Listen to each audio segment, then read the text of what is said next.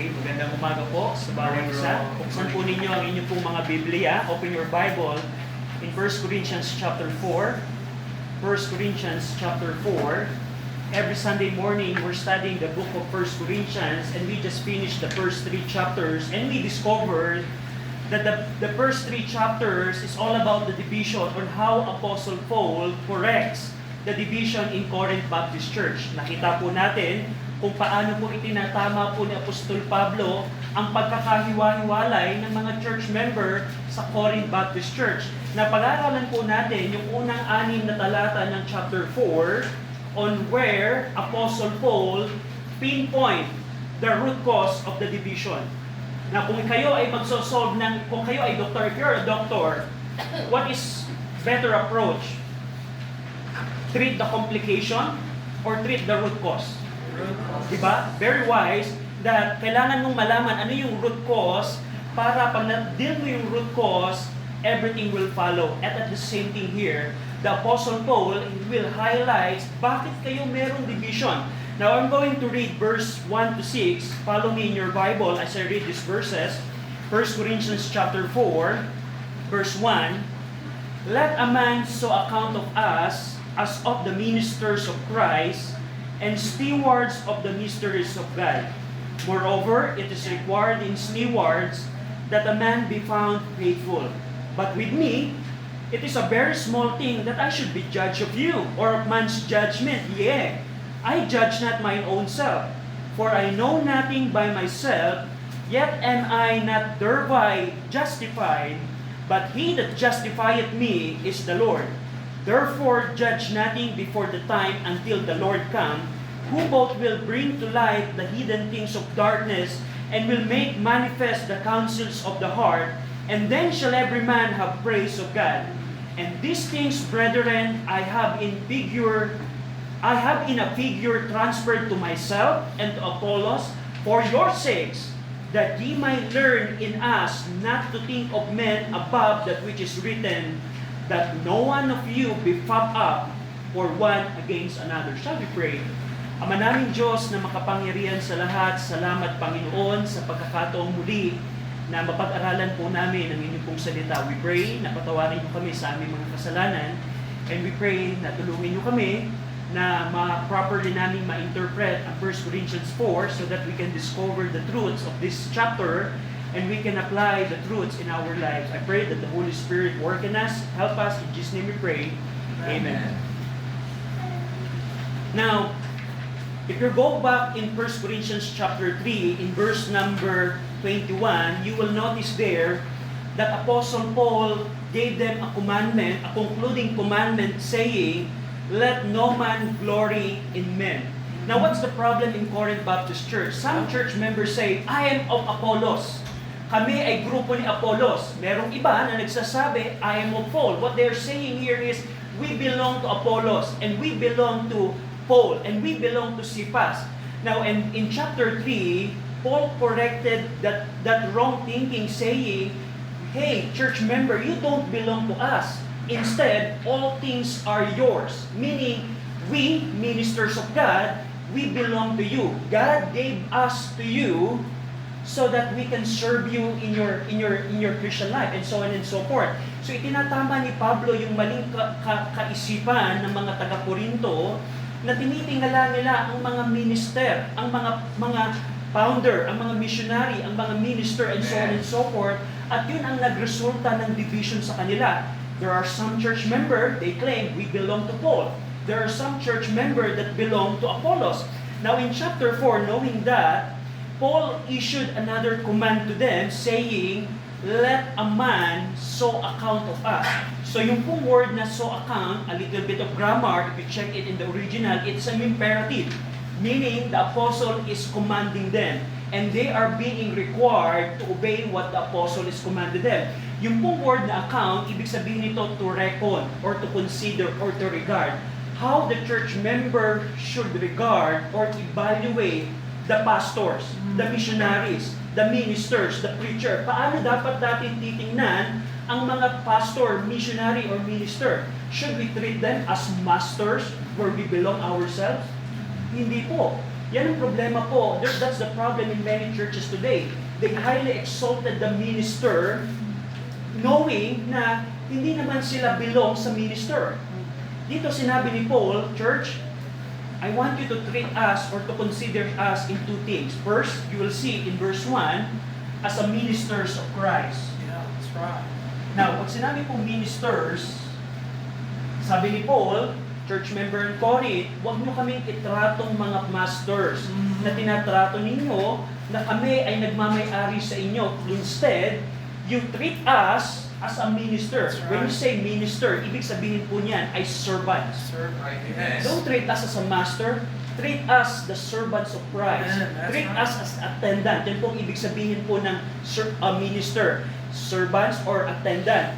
Meron po itong idea that they are serving under the authority of Christ. Bakit nyo kami? Why are treating us master? Knowing that we are just servants of Christ. We are just serving in the church as a servants of Christ. So dito nyo po makikita yung pong praise of Christ, it shows possession and authority. We are serving under the authority of the Lord Jesus Christ. So we see, don't treat us as a master. Instead, let a man so account of us as a ministers of Christ. Pangalawa, in verse 1, is stewards. Now, ano yung ibig sabihin naman ng stewards, Brother RJ? Kung itong minister, ito ay servant, attendant, parang sa restaurant, pag merong nagbigay sa inyo ng napkin, ng dish, yun po ang servant or attendant. Right. Ito pong steward, ito ay house manager. Let's say, ako ay isang hasyendero. Dahil sa dami kong yaman, since I have a lot of property, I hired Brother WT as my house manager.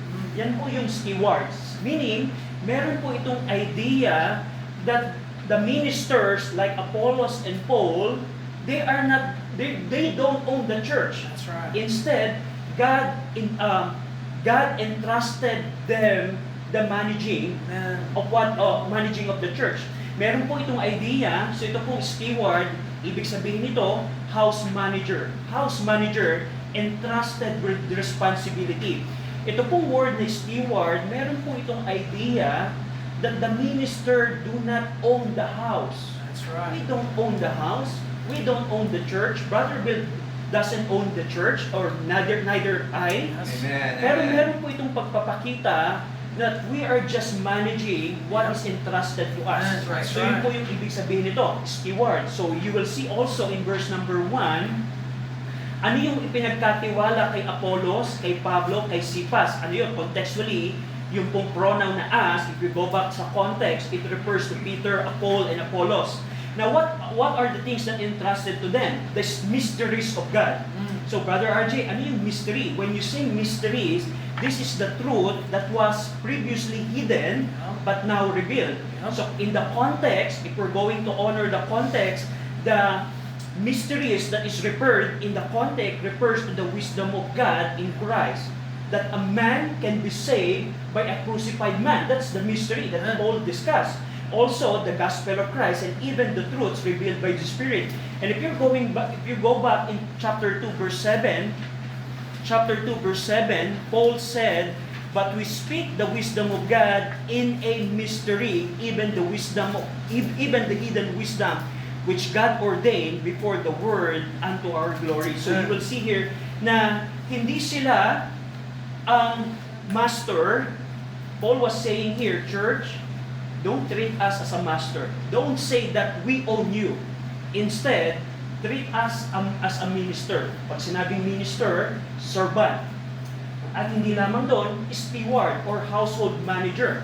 And now, sa verse number 2, chapter 4, verse 2, Paul will tell what is the central requirement of being a minister and a steward. Ano ba yung requirement ng Diyos? If we're going to ask the house owner, what would be the requirement for the house manager? He will tell it in verse 2. Sabi ni Paul, "Moreover, it is required in stewards that a man be found faithful." So merong requirement to become faithful. Now, when you say faithful, it doesn't mean that you're attending the church faithfully. No, the word faithful means is trustworthy. That's right. Trustworthy. Something that you can, let's say, if I have $1 million, if I have $1 million, do you think I can entrust it to my child, Jacobet? No. He's very young and she cannot handle that huge amount. So, the word faithful, meron tong idea that is trustworthy, reliable, and something na trustworthy before God. Paul said here, moreover, it is required, and by the way, yung pong word na required, a little bit of grammar, yun po ay nasa passive voice. Ibig sabihin, ano ibig sabihin nito? Na yung requirement po na ito is placed upon by God to the minister. Ang Diyos ang naglagay ng requirement na ito sa Panginoon, sa mga minister. And dito makikita natin, since stewards manages what belong to another, the main issue is their faithfulness to the master who entrusted him with the work. Kung ako ay gagawing manager ng isang restaurant, kailangan kong ipakita sa owner ng restaurant na ako'y trustworthy, na ako'y reliable. So ito po yung ibig sabihin po dito. Now, dito makikita natin na itinuturo po dito ni Paul is teaching them that faithfulness is the central requirement God demands. Hindi po naghahanap ang Diyos ng galing sa pagsasalita, katulad ng tinitingala ng mga taga-Korinto. The Lord is not interested on how we look, on who we are. God is interested if God can trust the things that He owed to us. Don't you know that as a minister, we don't own the people? We don't own the people. If you go back in Acts chapter 20, Paul said that the people were entrusted to the pastors. And if you check in First Peter chapter 5, the same thing. Now, ang pinaka-point ko po dito na Paul was telling here, don't treat us as a master. We don't own you. Why you're telling na I am of Apollos and I am of Paul, in the reality na we don't own you. Instead, treat us as this and he this. And one thing is, the requirement of God for the stewards is faithfulness, that a man be found faithful. Now, by the way, pag sinabi kong be found, ang ibig sabihin niyan to discovered or shown or proven to be. The Lord is trying if the minister is trustworthy. Trustworthy. Now, go over in verse number 3, magbibigay po si Paul. Now, this is the central requirement of God for the stewards. And how can we know, probably, if I ask you, how can you know as a minister that I am faithful? That's what Paul was saying here. Paano nyo malalaman kung ang requirement ng Diyos sa stewards ay pagiging mapapagkatiwalaan or faithful? Paano natin masasabi ang isang minister ay faithful? Magbibigay si Paul ng 3 standards. Unang standard ay human evaluation. If you go in verse number 3, human evaluation. In verse number 3, Paul said, "But with me, it is a very small thing that I should be judged of you or of man's judgment." So dito, ibibigay ni Paul yung 3 standard of judgment in order to know if the steward is faithful. Una, the human evaluation. So pagkatapos sabihin ni Paul that the steward must be found faithful, Paul now explained that the final evaluation, knowing if the steward is faithful, does not come from men. Dito papakita, since faithfulness is required by God, He does not treat human judgment as the final measure of His ministry. Because the problem in the Corinth Baptist Church, they are criticizing Apostle Paul. There are some church member who much favor Apollos than Apostle Paul. That's why sabi ni Paul, sabi ni Paul, it's just a very small thing. Yung pong word na it's very small thing, binibigyan dito din ni Paul na ang inyong judgment na galing sa inyo ay hindi ito makukumpara sa judgment na ibibigay ng Diyos. Kung sasabihin ninyo, if you're going to say that I'm not faithful steward, so be it. But I want to let you know that I don't care kung sabihin ninyo na hindi ako faithful. And here, makikita po ninyo na in verse number 3, Paul was giving yung pong praise na the praise with me or to me, sinasabi dito ni Paul na as fast as I am concerned, kung ako ang tatanungin ninyo, kung sasabihin ninyo na mahalaga ba ang sasabihin ng tao sa akin, as for me, ito ay maliit na bagay lamang. Kung itatrato ninyo akong hindi tapat at hindi mapapagkatiwalaan, I want you to know that as for me, it's just a very small thing. Kasi ano ang mas matimbang? Ang judgment ng Diyos o ang judgment ninyo? So we'll see here, yung word na judge ng verse number 3, ang ibig sabihin niya na ito examine or to investigate or to evaluate. Sinasabi dito ni Paul, if the people are going to evaluate me, it's just a small thing. Yeah. Because what matter is the Lord's judgment. That's right. And here, tanong natin, paano i-evaluate ng mga taga-Korinto si Pablo? Do you know kung paano nila tinitingnan si Apostle Paul? How they evaluate Apostle Paul? Go over, for example, in 1 Corinthians 9. 1 Corinthians 9, this is how the Corinthians evaluate or judge Apostle Paul. Chapter 9, verse 1 to 3. Am I not an apostle? Am I not free? Have I not seen Jesus Christ, our Lord? Are not ye my work in the Lord? If I be not an apostle unto others, yet doubtless I am to you. For the seal of my apostleship are ye in the Lord. Mine answer to them that do examine me is this, and so on and so forth. First thing on how the people in Corinth judge Apostle Paul is they question his apostleship. Alam mo, Pablo, hindi ka naman tunay na apostol. Paano tinarato to ni Pablo? It's just a small thing. Yeah. Ano pa? Tingnan nyo pa sa 2 Corinthians 10:2. Not only that they question the apostleship of Paul, in 2 Corinthians 10:2, tingnan nyo pa, 2 Corinthians 10:2, but I beseech you that I may not be bold when I present with you, that confidence wherewith I think to be bold against some, which think of us as if we walk according to the flesh. Yan si Pablo, lumalakad naman yan carnally. Hindi naman spiritual yan. Bakit tayo makikinig dyan kay Pablo? Kung siya ay lumalakad siya sa kanyang laman. They are saying, Paul, you're not spiritual. John. Yeah? Another thing, in verse number 10, tingnan nyo in the same chapter, 2 Corinthians 10:2, not only they question apostleship of Paul, they also accuse him of walking according to flesh. Tingnan nyo pa sa 2 Corinthians 10:10. For his letter, ito yung sabi ng mga kaaway, the enemies is saying, for his letters, say they, are weighty and powerful, but his bodily presence is weak, and his speech contemptible. So dito, hindi lamang sinisiraan ng mga taga-Korinto yung paglakad ni Paul, yung kanyang apostleship. They even say, yang si Pablo, he is just bold in letter. Pero kausapin mo yung personal, sinabi ni Paul, sabi nila, ang kanyang bodily presence ay mahina. At yung minamak nila, yung speaking ability ni Apostle Paul. So, not only that they question the apostleship of Paul, they also accuse Paul of walking in the flesh. They also mock yung presence and speaking ability ni Apostle Pablo. Bakit tayo makikinig dyan? Not only that, in verse number 2 Corinthians 11, 2 Corinthians chapter 11, so paano pa nila ginajudge Apostle Paul? 2 Corinthians 11 verse 16 to 17, I say again, let no man think me a fool, if otherwise yet as a fool receive me, that I may boast myself a little.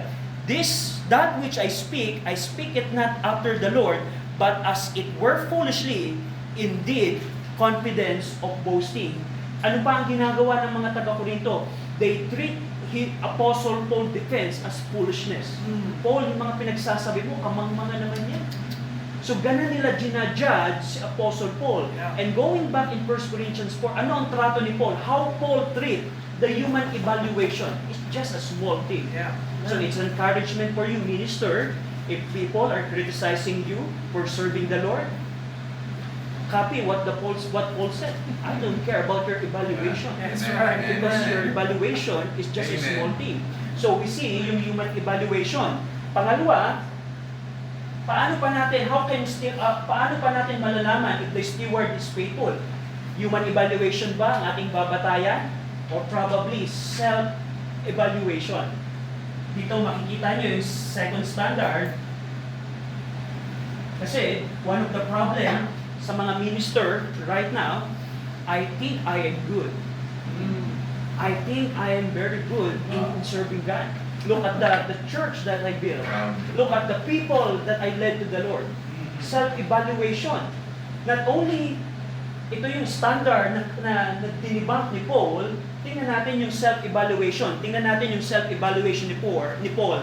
Yung huling bahagi po ng verse 4, sabi ni Paul, huling bahagi ng verse 3, "Yea, I judge not mine own self." So kung walang pakialam si Paul sa human evaluation, he also doesn't judge himself. Verse number 4, sabi ni Paul, "For I know nothing by myself, yet I am not hereby justified." So dito, i-continue ni Paul na even self-judgment or self-evaluation is not the ultimate measurement of faithfulness. Sabi ni Paul, "Yeah, I judge not myself." Ibig sabihin nito, hindi ko pinagtitiwalaan ng aking self-evaluation. I don't trust what I think of myself. Sabi dito ni Paul, kinokorek niya dito yung tendency ng minister to think highly. Kasi tandaan po ninyo, bilang tao, tayo anak ni Adam. And we are all proud. And Paul said, don't think kung ano ang paningin mo sa sarili mo. Because me, I don't evaluate myself.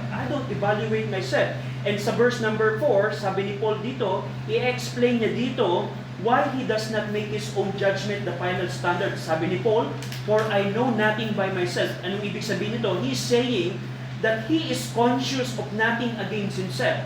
If I recall everything that I didn't do anything that would disqualify me to become steward.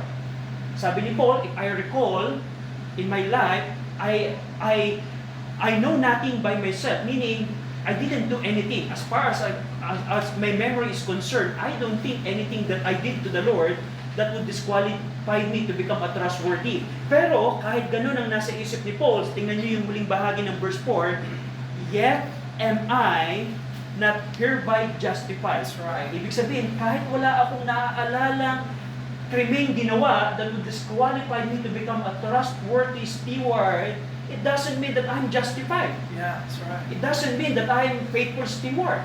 So dito, pinapakita dito ni Paul na as far as conscience is concerned, he doesn't know any of charge of unfaithfulness against him. Pero sinabi niya, it doesn't mean that I'm declared righteous and so on and so forth. Kung hindi human evaluation at hindi self-evaluation, ano kaya ang evaluation na dapat nating sukatin to know if the steward is faithful? Binanggit niya sa huling bahagi ng verse 4, "But he that judgeth me is the Lord." Wow. And this is something that we need to see. That's right. Yung evaluation ng Panginoon. That's right. Amen. Kung ibabatay natin ang katapatan natin bilang tao, aasa ba tayo sa sasabihin ng kapatid, "Brad, sa tingin mo mapapagkatiwalaan ako?" Hindi pala. How about self-evaluation? How do you think of yourself? No. Sinabi ni Paul, ang pinaka-the best na evaluation to know if the steward is faithful, ang Panginoon. That's right. He that judgeth me is of the Lord. By the way, yung pong word na judgeth, it's in the present tense. Ibig sabihin, ang Diyos ang nagpo-continual na nag-i-evaluate kay Apostol Pablo. Hindi niya pinagtitiwalaan ang sinasabi ng mga taga-Korinto, hindi din niya pinagtitiwalaan ang sinasabi ng kanyang konsensya o sarili, kundi alam niya na ang Diyos ang nag-i-evaluate sa kanya. Now, in verse number 5, sabi dito ni Paul, therefore, sa makatuwid, he is concluding. So, after he discussed these things, he is concluding and saying, judge natin before the time until the Lord come. Sabi ni Paul, therefore, mga taga-Korinto, don't evaluate me until the Lord come. So when you say the Lord come, pagpapakita po ito ng pagbabalik when the Lord Jesus come back, and we know sa eschatology, after the rapture, what's the next thing that will happen? The judgment seat of Christ. So Paul was saying here, don't make evaluation to me. Huwag niyo akong i-judge prematurely Kasi ang Panginoon ang nagja-judge. Dito binanggit niya na yung human judgment is not final, and even yung kanyang self-evaluation is not the final standard. And the Corinthians must not judge himself or other minister before the proper time. Huwag niyo akong itratong foolish at huwag niyo i-exalt Apollos prematurely. Kasi pagdating ng Panginoon, the Lord will judge the minister. Another thing na makikita niyo po dito na very important that I want you to notice na Paul is not teaching that believers should never exercise judgment. Brother RJ, ang clear nung verse 5, ibig ba sabihin bawal tayong mag-judge? Kasi one of the problem in Christianity is the term judgmental. Now my question here is, Paul, are you saying na huwag kaming maging judgmental? Now what Paul was referring here? Now tandaan po ninyo, Paul was not saying here that believers should never exercise judgment.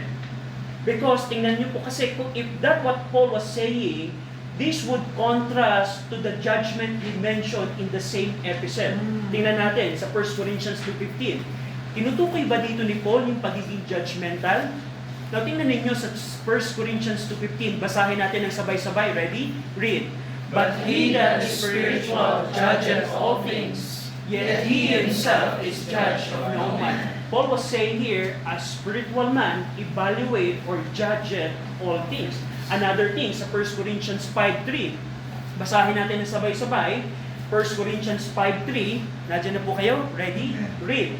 For I verily, as absent in body, but present in spirit, have judged already, as though I were present, concerning him that hath so done this deed. So, mapapansin niyo yun? Sabi ni Paul, I have judged already.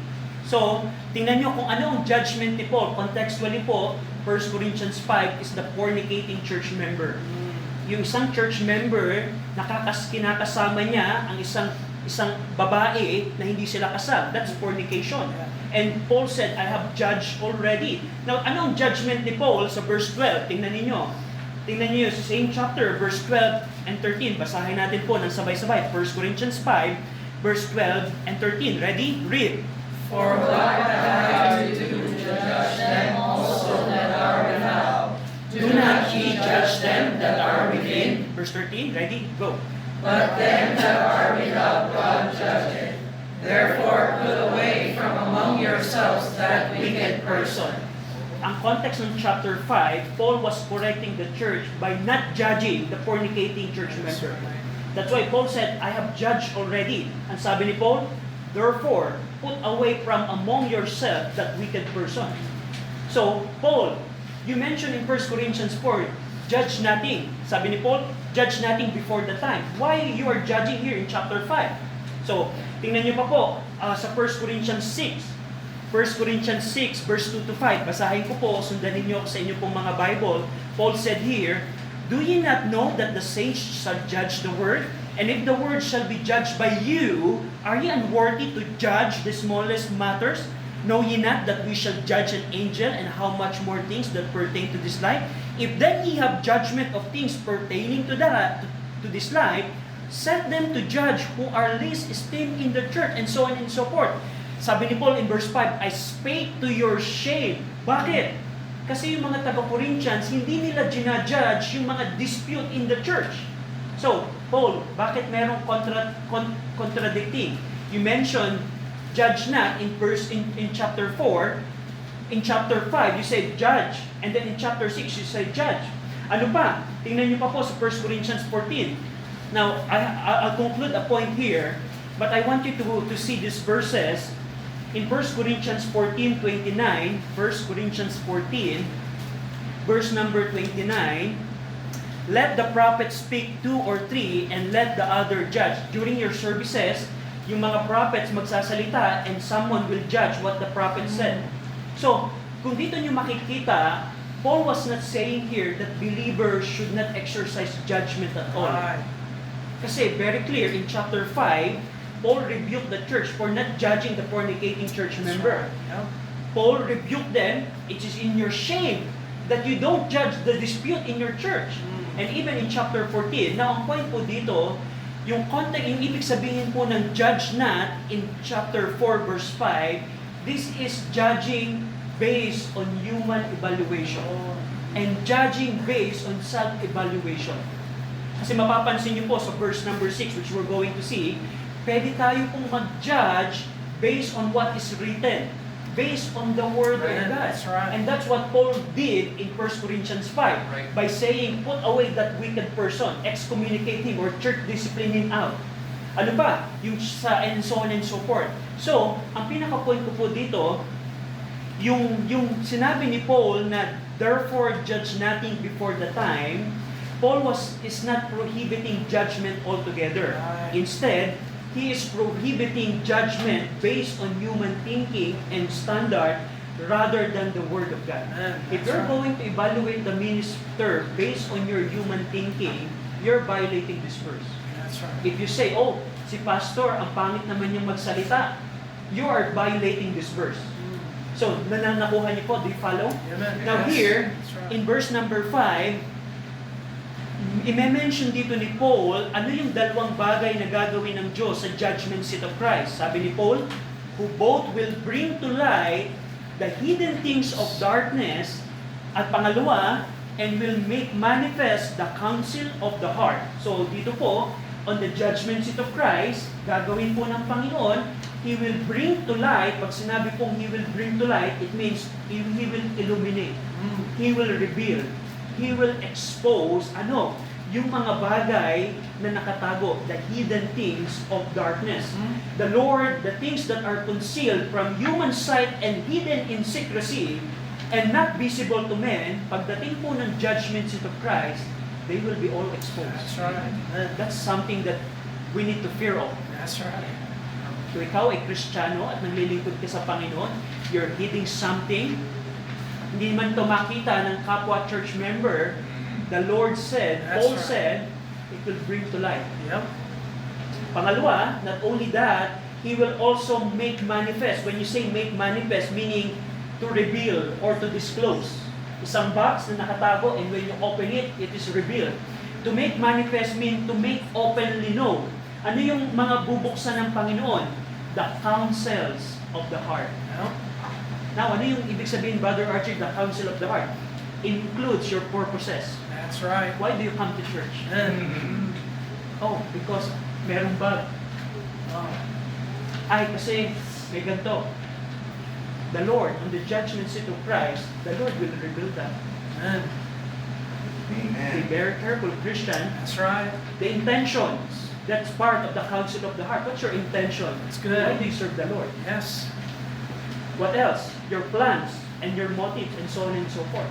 So dito, ipapakita ni Paul, yes, hindi mahalaga yung human evaluation, hindi mahalaga yung self-evaluation, but look, sa evaluation ng Panginoon, napaka-intense. Yes. In 1 Corinthians chapter 3, nakita natin po previously sa verse 3:13, that every man's work shall be made manifest.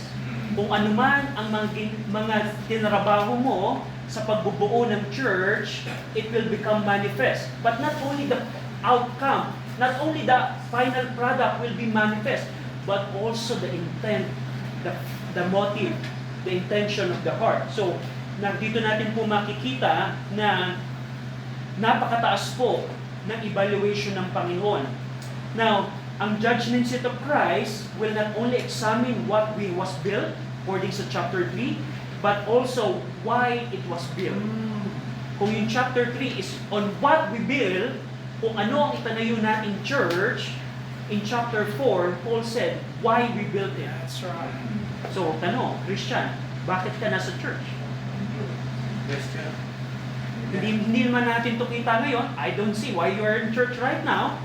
Because it is hidden, it's in darkness, but in the judgment seat of Christ, Yes. the Lord will illuminate that. Oh, kaya pala si kapatid, ganun, nag-church is kasi ganito. Oh. And that's a shame for you, Yeah. Christian. What's more peace? Yeah. So, moving forward, sa huling bahagi ng verse 5, Paul ended this warning on the positive note and saying, then shall every man have praise of God. Now ngayon man, hindi ka man purihin ng tao, pagdating po ng judgment seat of Christ, hindi man nakita ng tao ang tamang motibo, pagdating po ng judgment seat of Christ, every man shall have the praise or commendation of God. Now, hindi ka man ma-appreciate ng tao, maliit man ang tingin mo sa iyong sarili, pero kung gagawin mo sa tamang paraan ang maglingkod sa Diyos, pagdating po ng judgment seat of Christ, ang pagpupuri ng Diyos ay ibibigay sa iyo. The praise of God. When you say praise of God, that's the commendation of God. Well done, the good and faithful servant. Anong mas importante sa inyo? Anong sasabihin ng tao ngayon? Ano ang tingin mo sa sarili mo? Or ano ang magiging commendation ng Diyos sa iyo? So dito, ipinakita ni Paul ang tamang evaluation ng minister. How can we know if the steward is faithful? Hindi sa human evaluation, not self-evaluation, but ultimately by God's approval or evaluation. Now, last verse, sa verse number 6. Basahin po natin ng sabay-sabay. Nandiyan na po kayo. Ready? Read. And these things, brethren, I have in a figure transferred to myself and into Apollos for your sakes, that ye might learn in us not to think of men above that which is written, that no one of you be puffed up for one against another. So dito po sa verse 6, Paul now explains why he has used himself and Apollos as example. Ang mga church member at Corinth, if you can still remember sa chapter 1, they are saying, I am of Paul. Yeah. There are church member that is saying, I am of Apollos. Bakit ginagamit ni Paul si Apollos at ang kanyang sarili bilang example? Pagkatapos niyang makita yung pong word na distinct, napansin niyo sa unang bahagi ng verse 6, and distinct, contextually, ito po yung mga previous niyang binanggit. Yung pagpapakita that minister are just servant, they are builders, they are steward and not master. I-explain po dito ni Paul kung paano niya in-apply ang mga truth na ito to himself and Apollos. By the way, yung pong word na I have in a figure transferred, ang ibig sabihin po nito, let's see here. Ang ibig sabihin po nito ay to change the form or apply figuratively.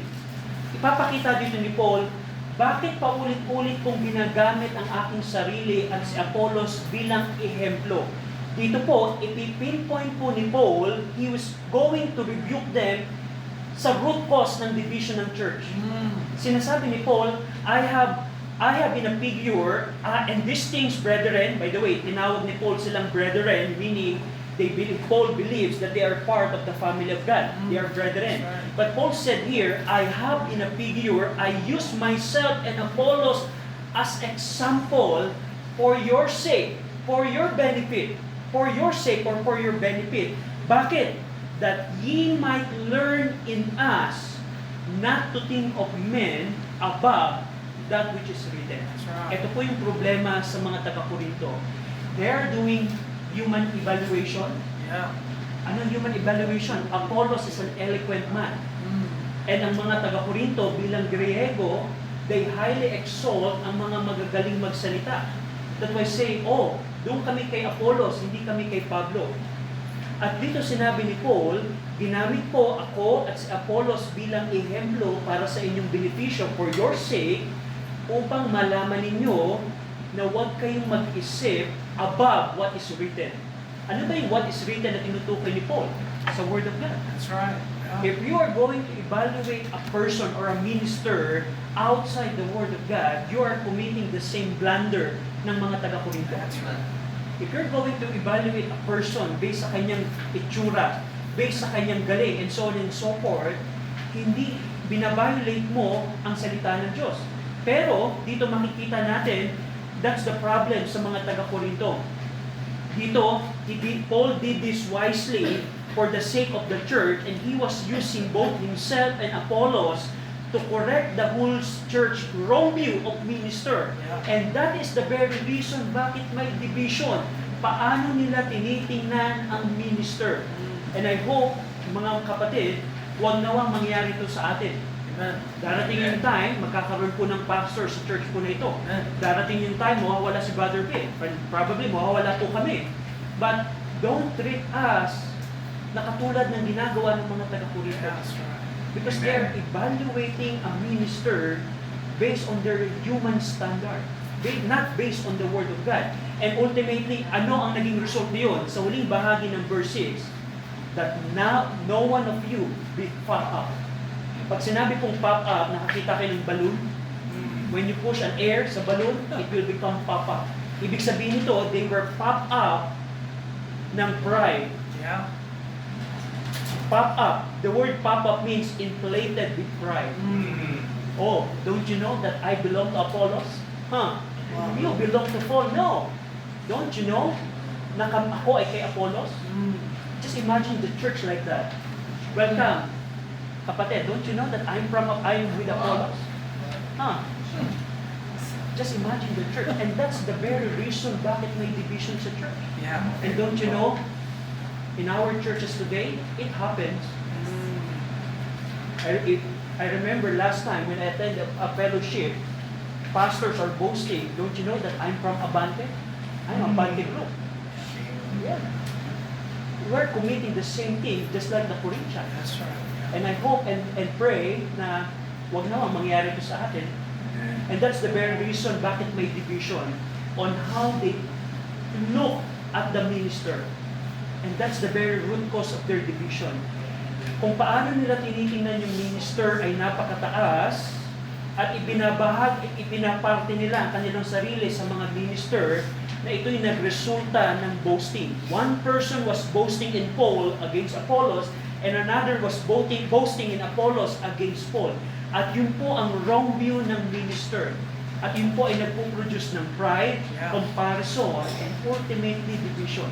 Now, bilang pagtatapos po, kailangan po nating itrato ang minister with respect. Yes, we know that from the scripture, ang isang lingkod ng Panginoon that study well, he's worthy of double honor. That's what Paul said here. But, don't treat the minister as master.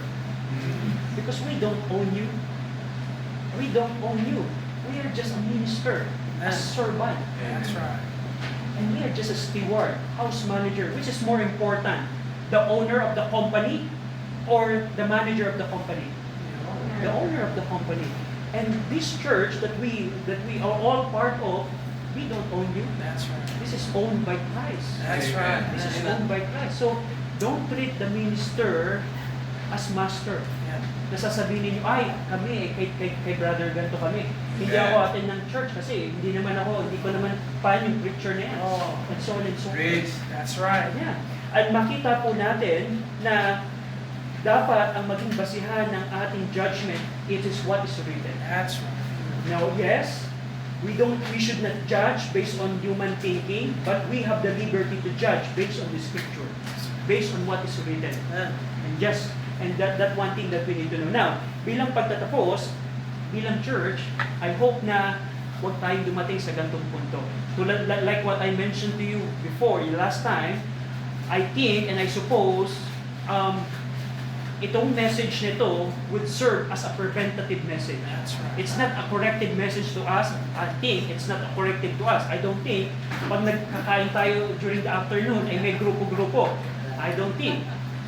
So, but I pray that this message will become a preventative. That don't think us how the Corinthians think their minister. Shall we pray?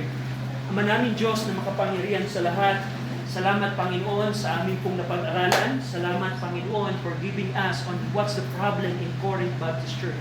It's a very messy church, Panginoon. It's very napakagulong simbahan, but we pray na ang katotohanan na aming natutunan, especially on how we think or account the minister, ay matutunan po namin. We pray, sa maikli din po namin imbitasyon, kayo po ang mangusap. Habang ang lahat po, sa ngalan ni Kristo, Amen. Habang lahat po ay nakayo po at nakapikit as we go to invitation, habang the piano will be played, I just have one challenge to you. Kapatid, ang Panginoon ay nangusap sa atin na napakalaga pala ang hindi pag-highly exalt